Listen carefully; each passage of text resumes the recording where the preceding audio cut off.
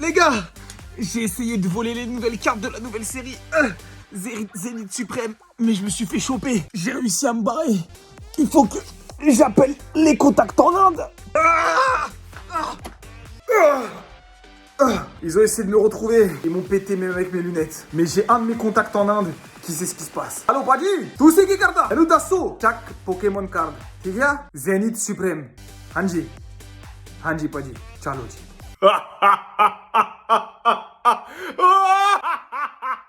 On a réussi à avoir toutes les cartes de la nouvelle série. Et dans cette vidéo, je te fais gagner cette magnifique carte de Dracolos. Pour la remporter, c'est très simple. T'as juste à t'abonner à la chaîne YouTube, mettre un petit like, un petit commentaire. C'est parti! Les amis, c'est bon.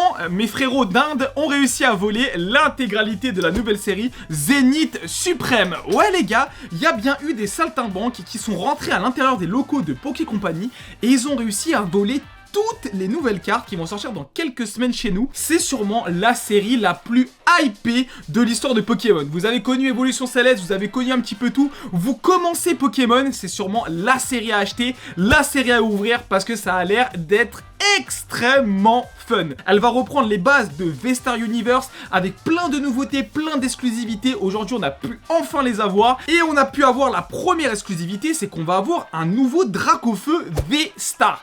Alors ce Dracofeu, il était sorti dans une box promotionnelle, si je dis pas bêtise, dans un Battle Deck je crois, au Japon. Nous, on l'aura directement dans le set de base. Hein, c'est pas une secrète rare, enfin c'est une VMAX V-Star de base, mais elle fait pas partie des cartes secrètes rares. Donc un petit Dracofeu V-Star en plus, encore un petit Dracofeu histoire de hyper un petit peu tout le monde. Hein, vous connaissez Poké Company, hein, leur but c'est toujours la même chose, nous hyper, nous rendre un petit peu fou. J'adore cette carte, elle fait un peu enfantin, un nouveau style de Dracofeu. Dites-moi si vous kiffez, moi en tout cas j'aime bien et ce sera disponible sur notre set de base. On aura aussi bien sûr le Dracofeu radieux qui était disponible en japonais. Il est pas beau en anglais. Franchement, je vous mets la différence entre les deux cartes. Vraiment pas beau. Je trouve que la version japonaise est 100 fois mieux. Mais enfin, on va se dire c'est le jeu, c'est comme ça. C'est Poké Company et de toute façon les bords vont changer à l'arrivée du nouveau bloc Violette et Écarlate. On continue avec une carte un peu exclue. C'est le Kyogre V qui est par contre somptueux. J'adore les gars. Et là vous avez en plus un screen en HD pour voir le logo de la série et tout. J'adore cette carte V. Sûrement l'une des plus belles cartes de Kyogre V qui est sorti en récent.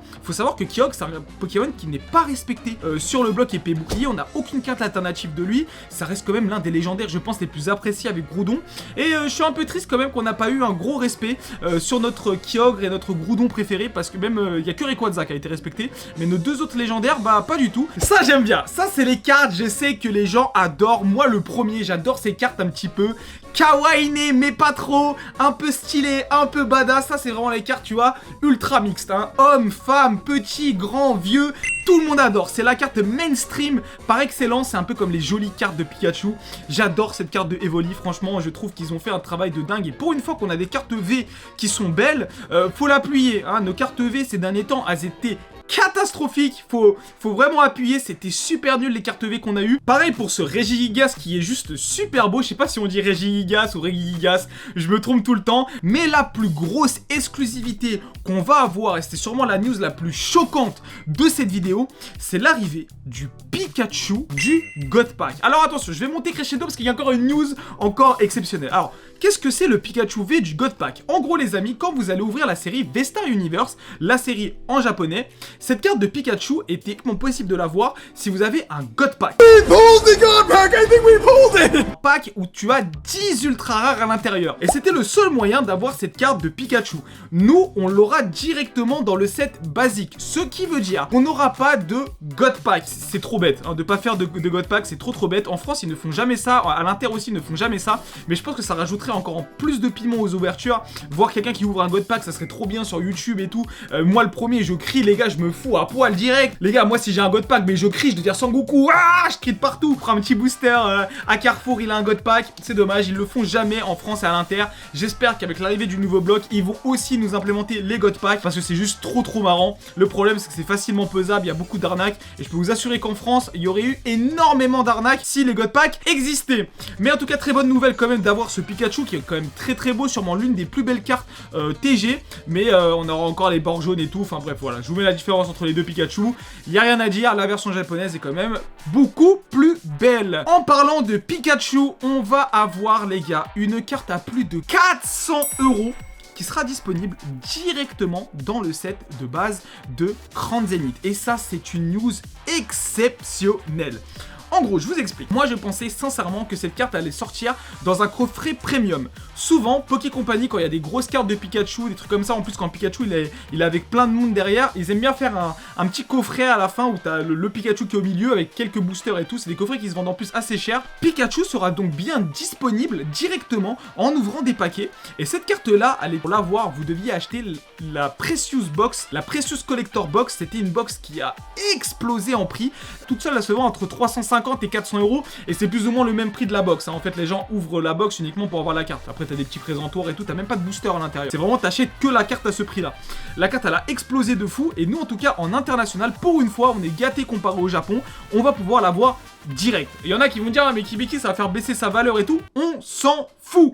L'important, c'est d'avoir la carte. Hein, là, la valeur et tout, franchement, on s'en fout. Je pense qu'il y a très peu de personnes qui peuvent se permettre d'acheter des cartes à 400 € comme ça.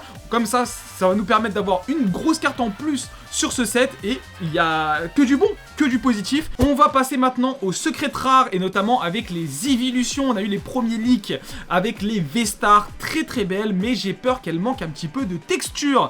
J'ai l'impression que les premières photos du mec, peut-être c'est son appareil photo, je sais pas, mais j'ai l'impression qu'elles n'ont pas la texture spéciale qui a été mise sur les cartes japonaises. Genre vraiment, il y a une texture de dingue pour ceux qui ont déjà acheté du V-Star Universe. J'espère quand même qu'ils vont nous respecter, qu'ils vont mettre ces textures-là. Ça serait honteux qu'ils nous font un truc très plat, juste imprimé.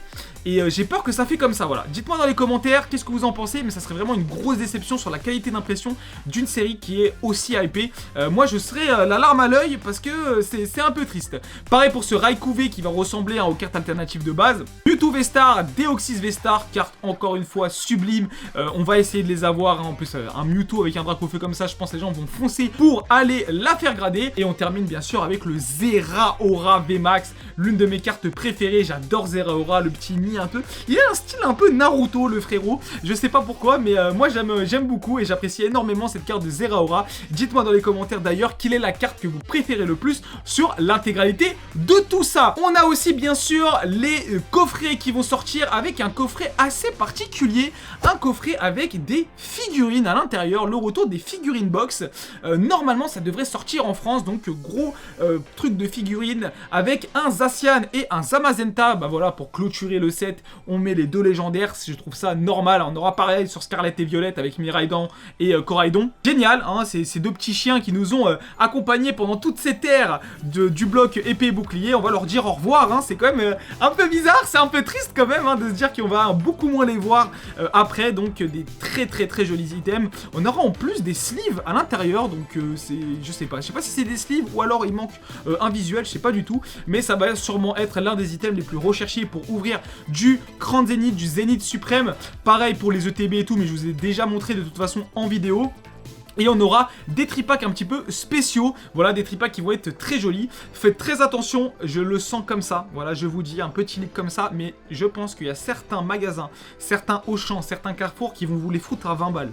Je vous le dis comme ça, voilà. Moi, je le sens comme ça. Ils vont voir un packaging un peu spécial, un truc, ils vont monter les prix. Vous allez voir, les Leclerc, les Auchan, les Carrefour, ils risquent de faire des ravages. Je sais pas, moi je le sens comme ça. Ces tripacks là, ils seront pas à 15 €. Je le sens à 18-20 balles. Vous allez voir. Vous allez voir, on en reparlera en vidéo quand on ira chercher dans les magasins, mais j'ai très peur.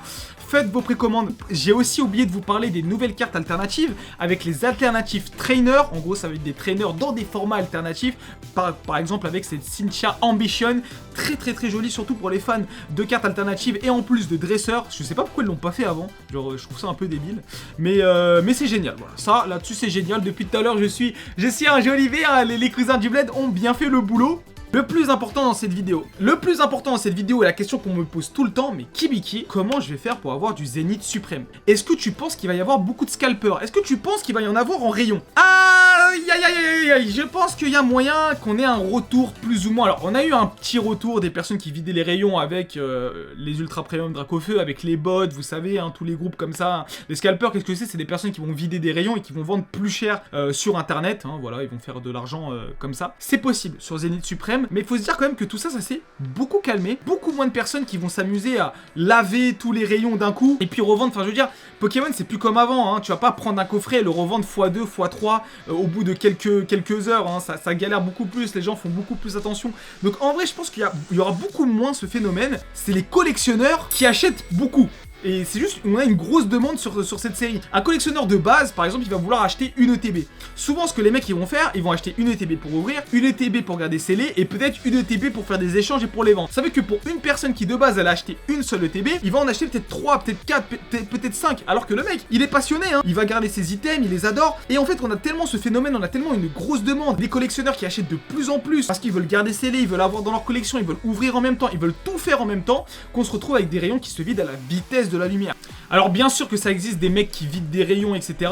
Mais la vérité, c'est juste qu'on a un marché qui a beaucoup changé. On a aussi eu les applications d'enchères, dont je ne citerai pas le nom. Mais ça aussi, ça crée un bordel monstre hein, sur le marché, on va pas se mentir. Hein. Parce que sur ces applications d'enchères, les trucs ils partent 1 à 2 fois plus cher. Donc les mecs, qu'est-ce qu'ils vont faire? Ils vont aller dans leur magasin préféré, ils vont acheter quelques tripacks, faire des box break là-bas et revendre 2 fois le prix, faire leur petit bénéfice tranquille et ils font leur argent. Votre argent comme vous le voulez. Mais si j'ai un conseil à donner à tout le monde, essayez de faire des précommandes le plus possible. Mais me demandez pas, Kibi, qu'est-ce que tu vas faire des précommandes sur Kariou? Non, on fait jamais de précommande, j'ai trop peur des stocks, j'ai trop peur qu'après je vais devoir annuler des précommandes et tout, je ne fais pas, mais je vous préviendrai quand on va en mettre, de toute façon on sera toujours sur les prix aux alentours de Carrefour. Dites-moi dans les commentaires si vous êtes hype pour cette nouvelle série, et si t'as envie de me voir, dites-moi dans les commentaires si t'es hype pour cette nouvelle série, et si t'as envie de me voir trouver des items ultra rares dans les magasins, tu as juste à cliquer juste ici.